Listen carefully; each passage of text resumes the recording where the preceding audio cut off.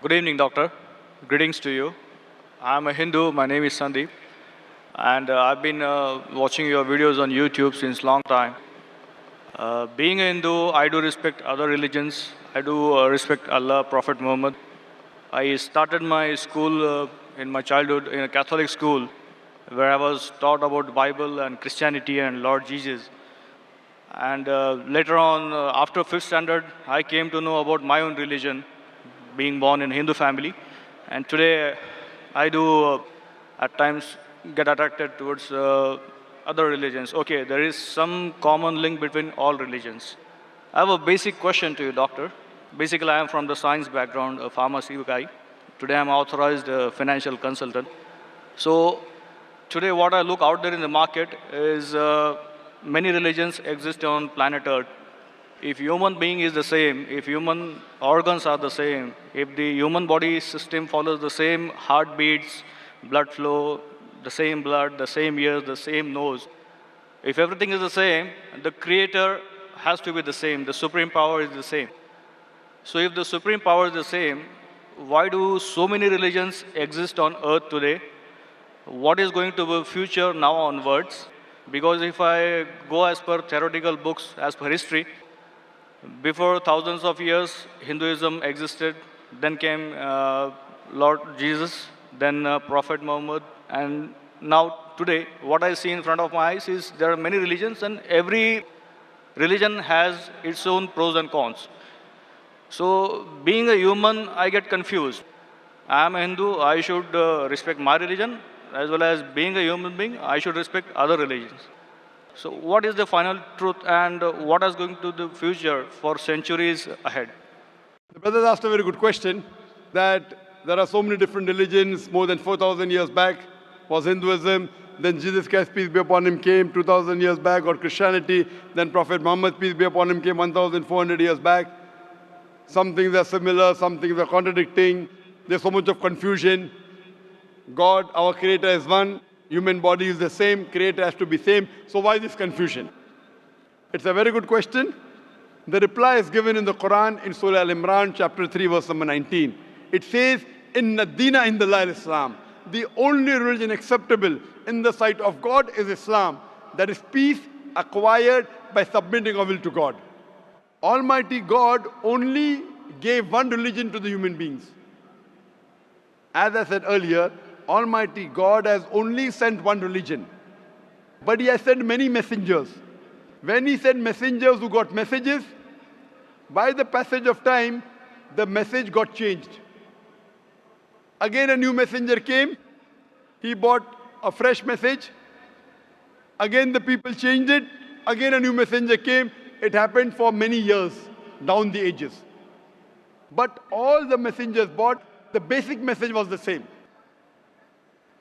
Almighty God, the last and final message was the Quran. Now you will ask me this question, that why did God reveal the Quran 1400 years back? Why didn't He reveal the Quran directly? Reveal the Quran directly? No confusion. You know, my son, he wants to become a doctor. He tells me, Father, Abba, why do you put me into nursery, then junior KG, senior KG, first standard? Why you put me in school? Directly put me into medical college. I said, son, if you want to be a doctor, first you have to go to nursery, pre-primary, primary school, secondary school, medical college, then you'll become a doctor. You can't directly enter a medical college because you won't understand. So Allah subhanahu wa ta'ala, who is our creator, He knows very well that human being would not be able to grasp the complete message of the Quran if it was revealed earlier.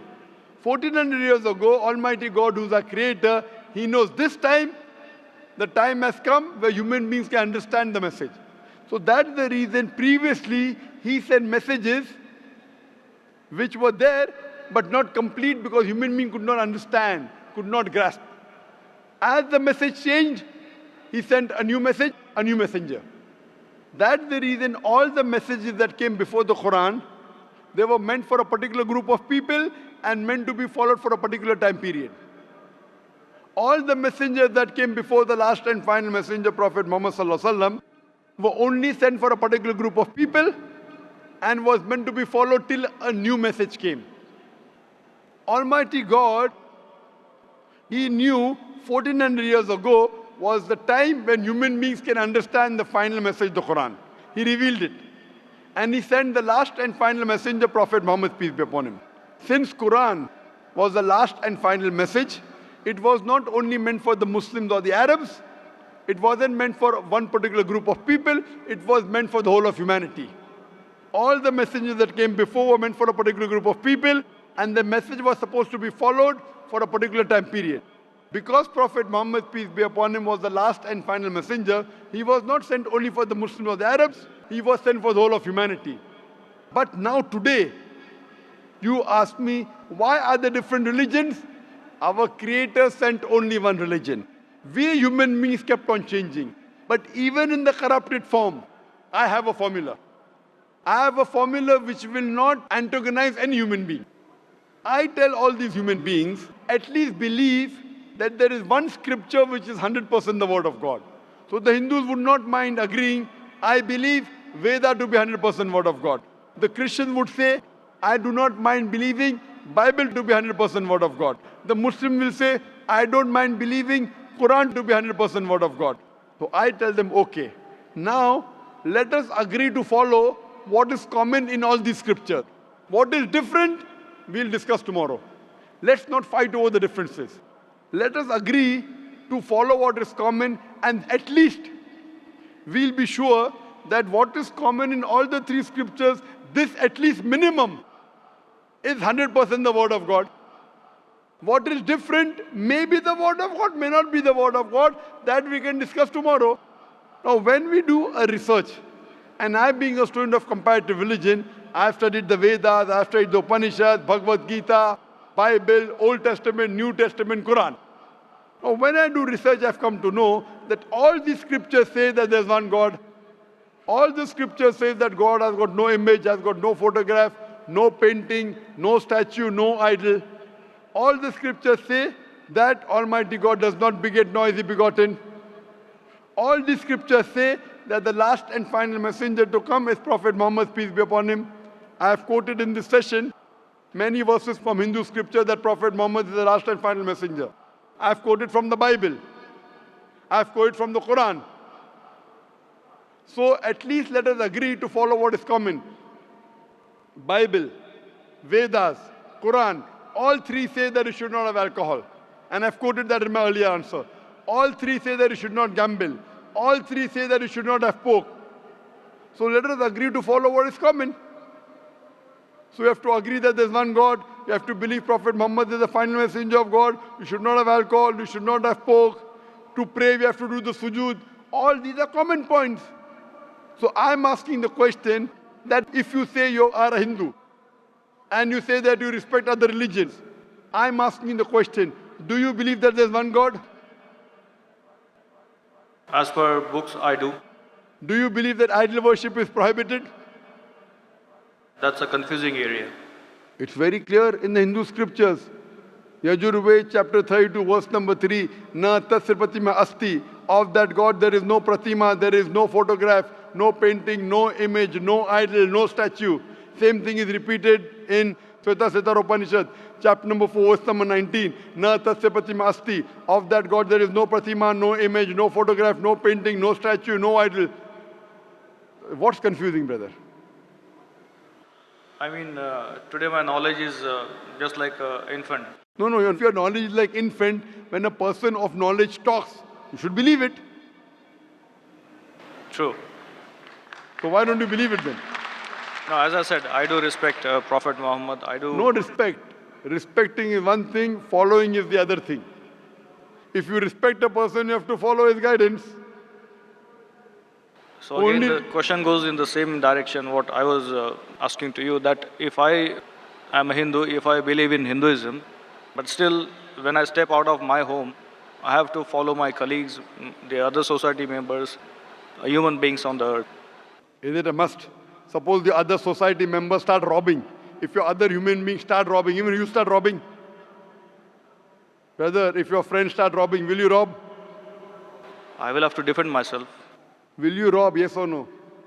If somebody is robbing me, No, you said that you have to follow the other human beings, other society. If your other friends start robbing other people, will you start robbing? Will you rob others? I don't think there is a point in robbing others. Okay, because you know robbing is wrong. So that time you will not follow society. Follow the society when it is right. Do not follow when it's wrong. God has given you grey matter, brain. Correct? So if your Hindu friends are going against the Veda, will you follow Veda or your Hindu friends?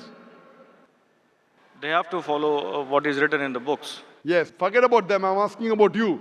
If your Hindu scripture says don't do idol worship, will you do idol worship? No, then I will not. So now do you believe idol worship is wrong? Again, as I said, I have to study more. I'm not clear. No, but you study, when will you study? Today or tomorrow? When? Maybe today or tomorrow. Okay, fine. I have quoted so many references from the Hindu scripture about Prophet Muhammad, peace be upon him. Do you believe Prophet Muhammad is the messenger of God? Yes, I do. If you believe, don't you have to follow his commandments? I may have to. Why may? Again, I'm not If you clear. may believe in, then you may. If you do believe in, you do have to follow. It's simple English. If you say maybe he is a messenger of God, then you can say maybe I'll follow him. When you say surely the messenger of God, then you have to follow him surely. Why? But, is Will a it, messenger of God deceive you? but again, do I have to be a Muslim to follow Prophet Muhammad? Or No, you Islam? have to be a good Hindu also. You have to be a good Hindu and a good Christian to follow Muhammad Sallallahu Alaihi Wasallam. That's where the whole thing If goes. you are not a good Hindu, if you are not a good Christian, you will never follow Prophet Muhammad Sallallahu Alaihi Wasallam. Because Hindu scripture says the Antim Rishi, the Kalki Avatar is Prophet Muhammad Sallallahu Alaihi Wasallam. I gave references, if you want I can give again. Do you want me to give the references again of Prophet Muhammad in the Hindu scriptures? I did listen to your references. I need to go through them. Fine. So inshallah go today. Tomorrow, I would give you the first chance and there's a lady there. You too, I would give the first chance. Then I will call you a truthful person. Go today, Google, check on the net. I gave at least 100 references. There are more than 100 in my lecture. If you see on Hindu scriptures talking about Prophet Muhammad Sallallahu Alaihi Wasallam, talking about one God, talking not to have alcohol, not to have pork, not to gamble. What is different we'll discuss tomorrow. At least what is common we should agree. So when you are talking about getting human beings together, I'm giving you a formula which will not offend you. I'm not telling you follow that which is not mentioned in the Hindu scripture. I'm telling you follow what is mentioned in Hindu scripture and the Quran. 100% you will be a good Hindu, good Christian and even enter into Islam. May not be good Muslim, at least enter, and then your scripture says you have to follow the guidance of the last messenger, you have to follow the Quran. So if you follow the Quran correctly and the sayings of the Prophet Muhammad Sallallahu Alaihi Wasallam, you will be a good Muslim. And I'm waiting that inshallah if we can do it today, tomorrow inshallah we can interact. Thank you very much, doctor.